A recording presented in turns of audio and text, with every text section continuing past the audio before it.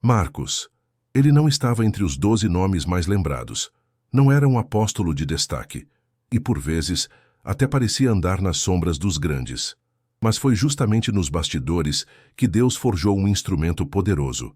Seu nome era Marcos.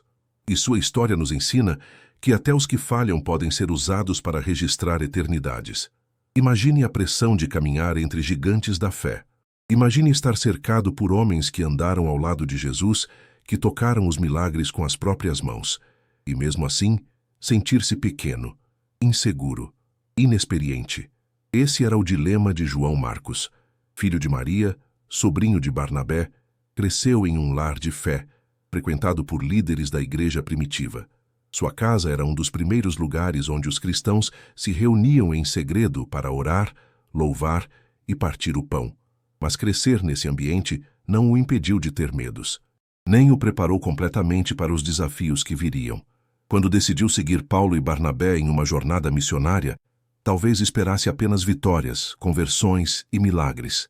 Mas o campo era árido, o perigo era real, e as adversidades o atingiram com força. No meio da missão, na região da Panfilha, Marcos desistiu.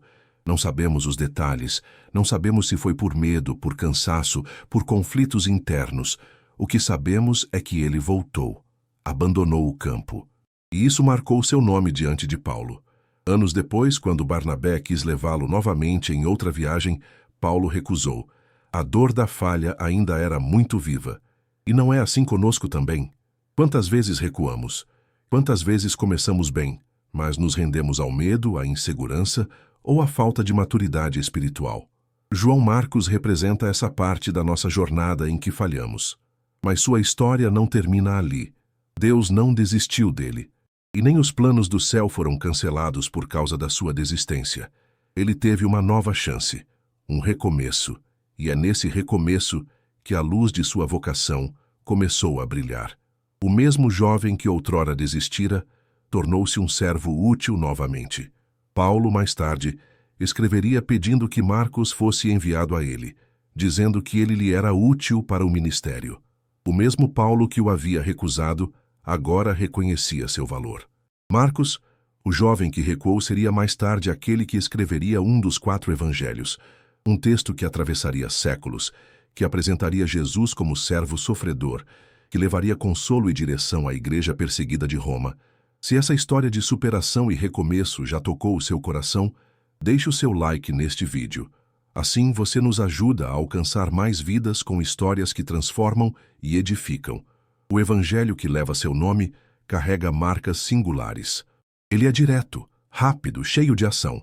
Marcos não se detém em longas genealogias ou discursos extensos. Seu foco é mostrar Jesus em movimento, curando, libertando, caminhando em direção à cruz. Não há tempo a perder. A urgência pulsa em cada linha. E essa urgência refletia não apenas o estilo do autor, mas também o público que ele buscava alcançar. Cristãos romanos, perseguidos, aflitos, sedentos por uma fé que resistisse ao sofrimento. E foi exatamente isso que ele entregou. Um Cristo que serve. Um Salvador que sofre. Um Rei que se entrega. Enquanto outros evangelhos enfatizam a linhagem ou a realeza de Jesus, Marcos o apresenta como o servo fiel, o que não veio para ser servido, mas para servir, o que lavou os pés, tocou os intocáveis e entregou a vida em favor de muitos. Esse retrato tão vívido e humilde de Jesus só poderia vir de alguém que conhecia profundamente o valor do serviço. E mais ainda, alguém que havia aprendido a lição da humildade com o tempo. João Marcos, o jovem que um dia desistiu, tornou-se aquele que exaltaria com palavras sagradas o Cristo que jamais desistiu de ninguém. Há um detalhe precioso em sua caminhada. Ele foi discípulo e companheiro de Pedro. E é tradição da igreja dizer que o Evangelho de Marcos nada mais é do que o testemunho de Pedro, registrado por seu intérprete. Isso explica o olhar íntimo e apaixonado que perpassa todo o texto.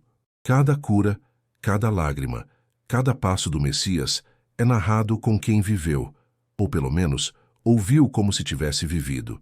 Pedro, o apóstolo que também falhou, negando Jesus, encontrou em Marcos um coração semelhante. Ambos sabiam o que era cair.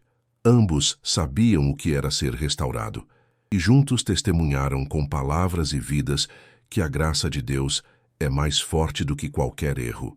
E assim, João Marcos passou a ser reconhecido não por sua desistência, mas por sua fidelidade restaurada. Ele aprendeu que os que tropeçam podem se levantar mais fortes, e que Deus, em sua misericórdia, transforma nossas feridas em ferramentas de cura. A trajetória de João Marcos nos lembra que Deus vê além do momento, que o olhar do céu alcança o amanhã mesmo, quando nós ainda estamos tropeçando no hoje. O jovem que fugiu do Getsêmani, o discípulo que abandonou a missão no meio do caminho, tornou-se um autor de evangelho. Isso não aconteceu por acaso. Foi graça, foi restauração, foi recomeço. Muitos de nós olhamos para o nosso passado e vemos apenas fracassos, cicatrizes que preferíamos esconder. Mas o que Marcos nos ensina é que essas cicatrizes podem se tornar testemunhos, que os desertos que atravessamos podem nos preparar para plantar sementes que florescerão em outras vidas, que não há história quebrada demais que Deus não possa escrever com beleza. O silêncio de Marcos nos evangelhos é também uma lição. Ele não aparece como protagonista, não realiza milagres, não é citado como líder de destaque, mas sua caneta, ou melhor, sua obediência em registrar, tocou gerações. Às vezes, Deus nos chama para servir nos bastidores, para escrever enquanto outros aparecem, para plantar sem colher. E mesmo assim, aos olhos do Senhor, isso é grande. Seu evangelho, embora o menor dos 4, foi o primeiro a ser escrito. Serviu de base para Mateus e Lucas. Inspirou missionários, fortaleceu mártires, alimentou corações. Ele nos mostrou que o Cristo que se esvaziou de sua glória é o mesmo que caminha conosco em nossos vales mais sombrios. E talvez seja por isso que Pedro chamava Marcos de meu filho, não apenas por uma relação espiritual, mas por reconhecer nele um espírito ensinável, moldável e fiel. Um homem que, mesmo após a queda, voltou mais forte. E isso é o que Deus espera de nós. A história de Marcos nos ensina que recomeçar não é sinal de fraqueza, é sinal de coragem. Que voltar ao campo missionário depois de ter falhado não é tolice, é sinal de maturidade. Que permitir que Deus nos use mesmo depois dos tropeços é sinal de fé. Se essa mensagem falou com você, inscreva-se no canal, ative o sininho e compartilhe com alguém que também precisa saber que Deus continua chamando os desacreditados, que Ele continua restaurando os que recuam e que até os que tropeçam podem ser usados para transformar o mundo.